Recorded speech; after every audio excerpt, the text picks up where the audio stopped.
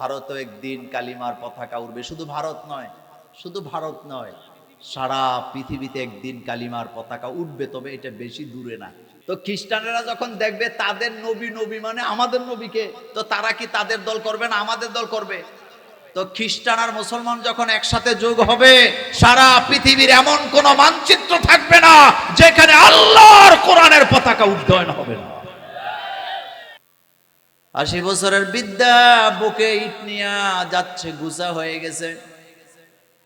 সাংবাদিকেরা জিজ্ঞেস করছে, একটা ইট নিয়ে বাবরি মসজিদ বানাতে কেন যান এই বয়সে?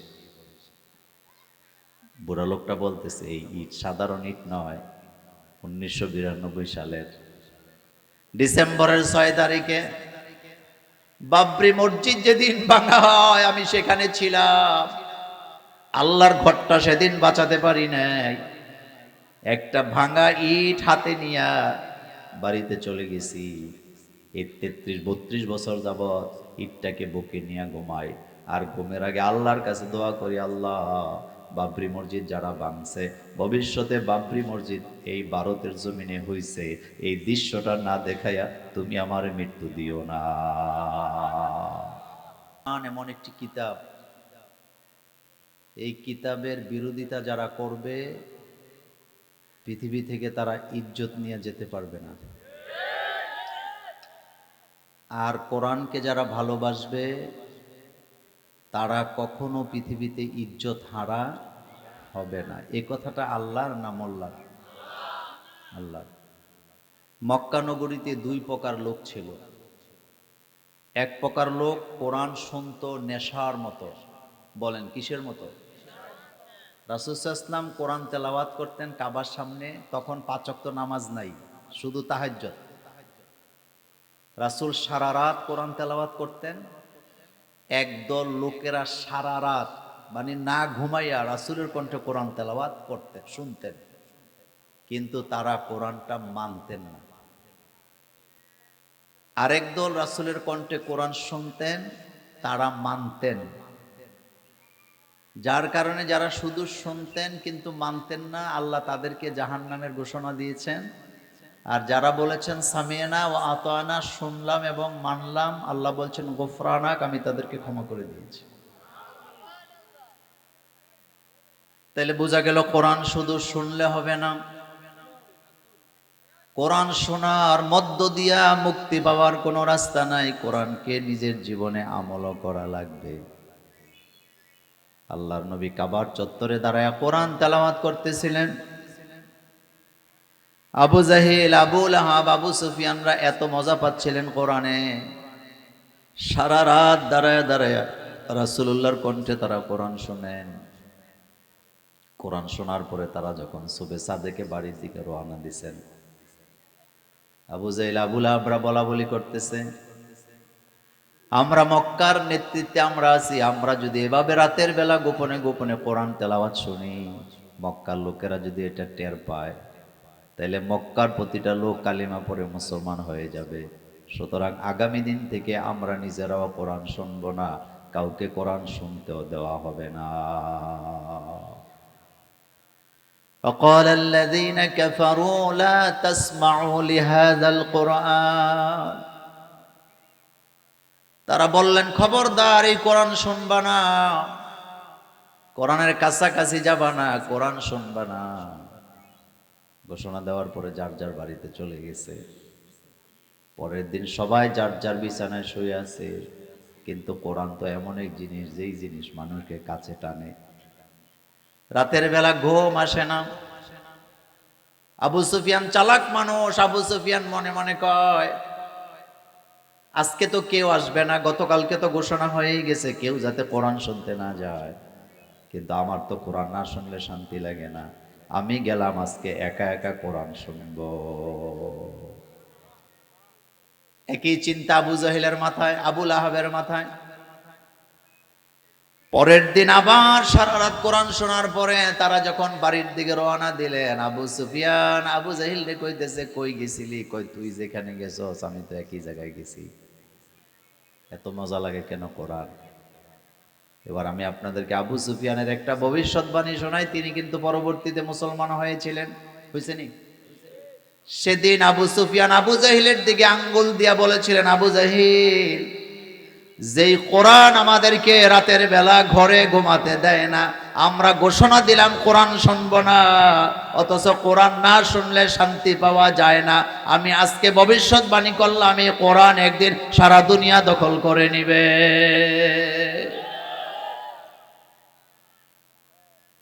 এই কোরআনের বিজয় বাংলাদেশে হবে, এতে কোনো সন্দেহ নাই। হয় আমাকে নিয়ে, না হয় আমাকে ছাড়া, তবে আমাকে নিয়েই কোরআন বিজয় হওয়ার দরকার আছে না? না, জেহাদের ময়দানে রাসূল রওনা দিছে, জেহাদের ঘটনা বলা উদ্দেশ্য নয়।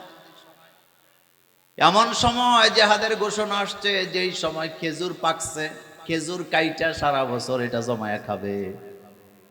কত ক্রিটিক্যাল সময়। আপনাদের এলাকায় ধান যখন পাকে, ধান কাটার সময় কিন্তু লোকেরা দাওয়াত খাইতেও যায় না, ঘোষণা দেয় এখন ধান পাকছে, অনেক কাজ, যাওয়া যাবে না। এমনকি মাহফিলও দিতে চায় না, কয় লোকেরা কাজে কর্মে থাকবে, ঠিক না? তো সাহাবাই কেরাম বলতেছে, রাসূল বিজয়টা কখন আসবে? বিজয় এমন একটা জিনিস, যাদেরকে আল্লাহ বিজয় দিবে তারা এক সেকেন্ড আগেও জানে না একটু পরে তাদের বিজয় হবে। আবার যাদেরকে আল্লাহ ধ্বংস করে দেয় তারা এক সেকেন্ড আগেও জানে না একটু পরে তারা ধ্বংস হয়ে যাবে। এটা একচ্ছত্র মালিক কার? আল্লাহ পাকের। তো তারা বললেন যে রাসূল, যুদ্ধটাকে একটু পিছিয়ে দেওয়া যায় না? এখন সবে মাত্র কি পাকছে? খেজুর। এই খেজুর আমরা কাটবো, জমাবো, সারা বছর এটা বিক্রি করে আমরা নিজেরা খাবো, বিক্রি করব। এখন যদি জেহাদে চলে যায়, তাইলে রাসূল আমরা খাবো কি? এই অজুহাত দিয়ে একটা গ্রুপ জেহাদের ময়দান থেকে পিছে হটলো, কিন্তু সেই জেহাদে আল্লাহ মুসলমানকে বিজয় দান করে দিল। জোরে কোন সুবহানাল্লাহ। এখন বিজয় হওয়ার পরে সবাই হাজির হয়েছে গনিমতের মালের ভাগ বসাবার জন্য। এখন যায় কয়, রাসূল আপনি যদি আরেকটু জোরে সোরে বলতেন তাইলে তো আমরা যাইতাম। আমিও ভবিষ্যৎবাণী করে যে আমার কলেজের ভাইয়ারা, এই বাংলাদেশও একদিন কোরআনের রাজ কায়েম হবে, সেদিন তারাও এসে আপনাদেরকে বলবে আমরা তো আপনাদের সাথেই ছিলাম। তবে একটা কথা মনে রাখবেন, শুধু বাংলাদেশে কোরআনের বিজয় হবে ব্যাপারটা এমন নয়। অচিরে ভারতেও ইসলামের বিজয় হবে। ভারতের ইসলামের বিজয় কেউ ঠেকাতে পারবে না, তার কারণ এই ভারত টানা ৯৫০ বছর মুসলমানেরাই শাসন করছে। কয়শো বছর? এত আসতে বললে হবে না, কয়শো বছর টানা। এই যে বাবরি মসজিদ বানাবার ঘোষণা দিছে, আপনারা দেখছেন মানুষের মধ্যে উৎসাহটা কি? লক্ষ লক্ষ মানুষ যার যা আছে তা নিয়ে যাচ্ছে, বাবরি মসজিদ বানাবে। ৮০ বছরের বৃদ্ধা বুকে ইট নিয়ে যাচ্ছে, গুছা হয়ে গেছে। সাংবাদিকেরা জিজ্ঞেস করছে, একটা ইট নিয়ে বাবরি মসজিদ বানাতে কেন যান এই বয়সে?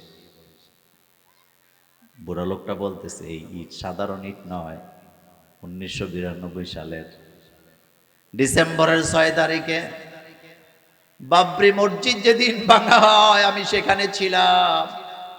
আল্লাহর ঘরটা সেদিন বাঁচাতে পারি নাই। একটা ভাঙা ইট হাতে নিয়ে বাড়িতে চলে গেছি। এই 33-32 বছর যাবৎ ইটটাকে বুকে নিয়ে ঘুমাই, আর ঘুমের আগে আল্লাহর কাছে দোয়া করি, আল্লাহ বাবরি মসজিদ যারা ভাঙছে, ভবিষ্যতে বাবরি মসজিদ এই ভারতের জমিনে হইছে, এই দৃশ্যটা না দেখাইয়া তুমি আমার মৃত্যু দিও না। আমি তো দোয়া কবুল হয়ে গেছে, এই জন্য ইট নিয়ে যাচ্ছি।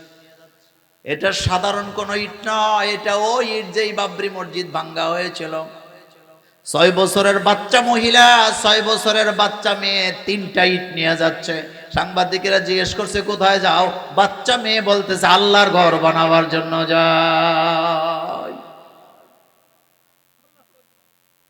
আমার কলিজার মেয়েরা, পঙ্গপালের মতো লোকেরা যাচ্ছে মসজিদ বানাবার জন্য ভারতের মতো জায়গায়। ভারতের একজন হিন্দু নেত্রী বক্তৃতা দিতে যা বলতেছিল, মোদিরও লজ্জা নাই, তার বাহিনীরও লজ্জা নাই। মনোযোগ আসেনি? আমরা বলি নাই, ভারতের এক হিন্দু নেত্রী বলতেছে মোদিজিরও লজ্জা নাই, তার বাহিনীরও।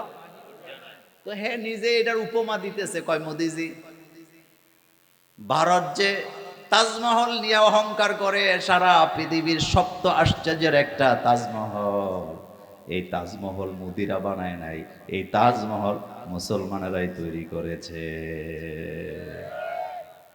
তাজমহল কি মুদিরা বানাইছে না মুসলমানেরা বানাইছে? কোনো সন্দেহ আসেনি? ওই নেত্রী আরো বলতেছে, মোদিজি তোমার কি লজ্জা লাগে না? তুমি যেই লাল কেল্লার ভিতরে দাঁড়ায়া স্বাধীনতা দিবসের বক্তৃতাটা দাও, এই লাল কেল্লার একটা ইটও হিন্দুরা বানায় না, লাল কেল্লার প্রত্যেকটা ইট মুসলমানের হাতে তৈরি করা। তাজমহল বানাইছে কারা? এত আস্তে বললে হবে, কারা? লাল কেল্লা বানাইছে কারা? এবার নেত্রী বলতেছে, মোদিজি কি তোমার কি চোখে পড়ে না? দিল্লির আকাশে যে কুতুব মিনার সোজা হয়ে দাঁড়ায় আছে, ওই কুতুব মিনারটাও হিন্দুরা বানায় নাই, প্রত্যেকটা ইট মুসলমানের হাতে তৈরি করা। এই কথাগুলি সত্য না মিথ্যা? কত পার্সেন্ট? তাজমহল আমাদের, বলেন তাজমহল, কুতুব মিনার, লাল কেল্লা, দিল্লি শাহী মসজিদ, এমনকি ভারতে, ভারতবর্ষ যে ব্রিটিশ থেকে স্বাধীনতা অর্জন করেছেন, ওইটাও আমাদের ৩৮,০০০ আলেমের রক্তের বিনিময়ে ব্রিটিশ থেকে আমরা মুক্তি পেয়েছি। কয় হাজার আলেম? যোগে যোগে আলেমদের সাথে বামেরা রামেরা গাদ্দারি করছে, রক্ত আমাদের, আর সিনায় নিছে তারা। এখনো সে হাইজ্যাক আছে না নাই? ১৬ ডিসেম্বরে দেখছেন না মোদিজি কি লিখছে? কয় আমাদের বিজয় দিবস। নির্লজ্জ বেহায়ায় কয় রাজ্যই আমার। বেহায়া কি বলে? রাজ্য। বলেন বেহায়া কি বলে? রাজ্য। আচ্ছা বলেন তো, বিজয় কি আমাদের না তাদের? আরো জোরে বলেন, বিজয় কি আমাদের না তাদের? শুধু তাই নয়, শুধু তাই নয়, ২৫০ বছর যে গোলামীর জিঞ্জির ব্রিটিশরা আমাদেরকে পরায় রাখছিলেন, সেই জিঞ্জির থেকে মুক্ত করার জন্য প্রথম যে মিটিংটা হয়েছিল, সেটা ভারতবর্ষের কোনো মাঠে ময়দানে হয় নাই, দিল্লি শাহী মসজিদের বারান্দায় বসে এই ভারতবর্ষকে ব্রিটিশ থেকে স্বাধীনতা দেওয়ার জন্য প্রথম মিটিংটা দিল্লি শাহী মসজিদের বারান্দায় হয়েছে। আর কত হাজার আলেম জীবন দিছে? এত আস্তে গেলে হইব না, কত হাজার? ৩৮,০০০ আলেম জীবন দিয়েছেন। আজও স্বাধীনতার জন্য ইসলামপন্থীর এই জীবন, সেই ভারতও একদিন কালিমার পতাকা উঠবে। শুধু ভারত নয়, শুধু ভারত নয়, সারা পৃথিবীতে একদিন কালিমার পতাকা উঠবে, তবে এটা বেশি দূরে না। আচ্ছা বলেন তো, এই পৃথিবীতে আরেকজন নবী আসবে নাকি আসবে না? নাম কি? তিনি কি নবী হয়ে আসবে না উম্মত হয়ে আসবে? উম্মত হয়ে আসবে। কার উম্মত হয়ে আসবে? মুহাম্মদ সাল্লাল্লাহু আলাইহি ওয়াসাল্লামের উম্মত। তো যারা খ্রিস্টান, তারা নবী মানে কারে? কথা কন না কেন? আমরা নবী মানি মুহাম্মদ সাল্লাল্লাহু আলাইহি ওয়াসাল্লামকে, খ্রিস্টানেরা নবী মানে। তো খ্রিস্টানেরা যখন দেখবে তাদের নবী নবী মানে আমাদের নবীকে, তো তারা কি তাদের দল করবে না আমাদের দল করবে? তো খ্রিস্টান আর মুসলমান যখন একসাথে যোগ হবে, সারা পৃথিবীর এমন কোন মানচিত্র থাকবে না যেখানে আল্লাহর কোরআনের পতাকা উড্ডয়ন হবে না। কয় জায়গায় বাধা দিবা, কয় জায়গায় বাধা দিবা।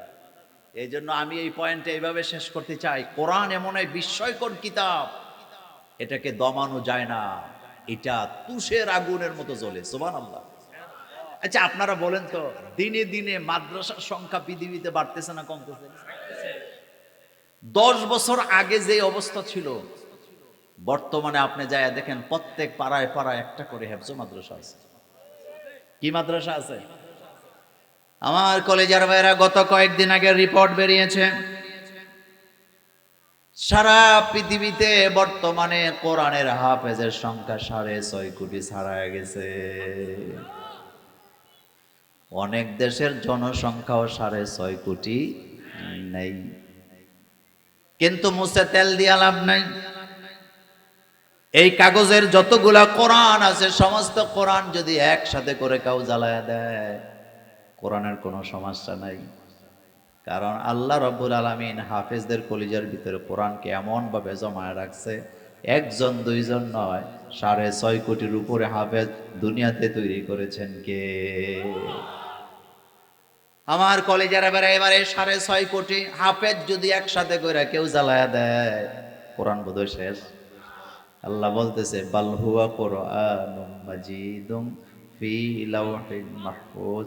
সবাই যদি জ্বালায়া দাও লাভ নাই, কারণ কোরআন এমন এক জায়গায় আমি লিপিবদ্ধ করে রেখেছি, সেখানে মানুষ তো দূরের কথা, শয়তানও সেখানে পৌঁছতে পারে না। একটা মজার কথা বলি, মনে করেন আমি আমাদের বেলাল ভাইকে একটা গল্প শোনাইলাম, মনোযোগ আছে আপনাদের?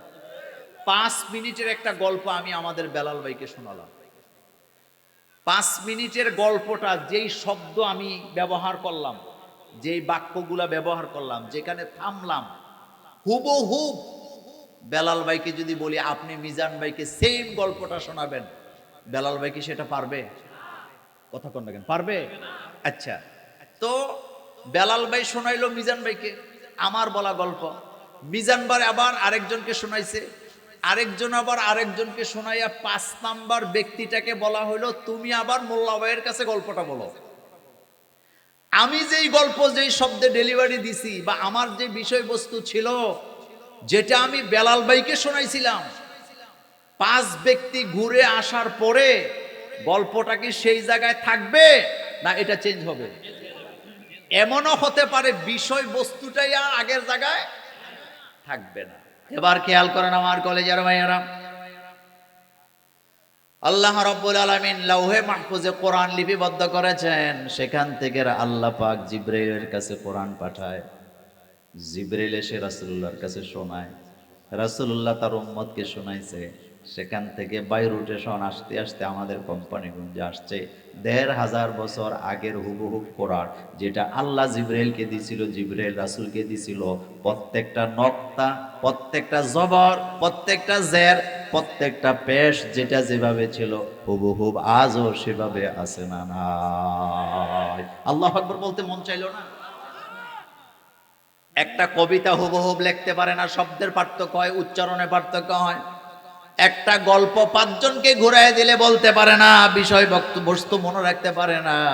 আর আল্লাহ পাক বলেন মা ইয়ানতিকু আনিল হাওয়া ইন হুয়া ইল্লা ওয়াহয়ুন ইউহা। কবিকে সুন্দর করে বলেছেন মোহাম্মদ হারগিজ না গুফতা, তা না গুফতা জিবরাইল। মোহাম্মদ হারগিজ না গুফতা, তা না গুফতা জিবরাইল।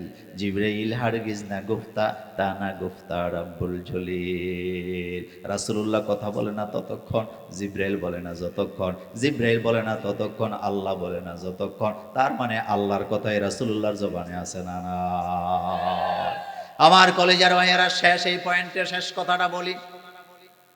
মক্কা শরীফে কাবা ঘরে নামাজ, ফজরের নামাজ শুরু হলো। কাবার ইমাম সাহেব কোরআন থেকে তেলাওয়াত করতেছে সূরা মূল। আমাদের এই সাপরাশি হাটের এলাকার কোনো একটা মসজিদে, মাটির ঘর, ছোট্ট একটা মসজিদের ইমাম সাহেব তিনিও সূরাতুল মুলক তেলাওয়াত করলেন ফজরের নামাজে। জানতে চাই আপনাদের কাবার ইমামের তেলাওয়াত আর আপনাদের এই কোম্পানিগঞ্জের তেলাওয়াতের মধ্যে কি কোনো পার্থক্য আছে? তবে সওয়াব বোধহয় পার্থক্য আছে। হ্যাঁ, সওয়াবের মধ্যে কোনো পার্থক্য আছে? এটার নাম কোরআন। বলেন এটার নাম কি? এই কোরআন সবার জন্য সমান, শুধু মুসলমানের জন্য নয়, পৃথিবীতে যত জাতি আছে সমস্ত জাতির জন্য কোরআন নাযিল হয়েছে। যার কারণে বাংলাদেশের খ্রিস্টানেরা, হিন্দুরা, বত্রিশেরা, চাকমারা পাগল হয়ে গিয়েছে আল্লাহর কোরআনের আইনের জন্য। এমনি এমনি পাগল হয় নাই, এটার একটা কারণ আছে নাকি নাই? তারা দেখছে কোরআন ছাড়া সম্মানিত হওয়া যায় না। কোরআন ছাড়া সম্মানিত হওয়া যায় না। এই পয়েন্টে আমার কথা শেষ। আল্লাহ যেন আমাদেরকে কোরআনের জন্য কবুল করেন, আমরা বলি আমিন।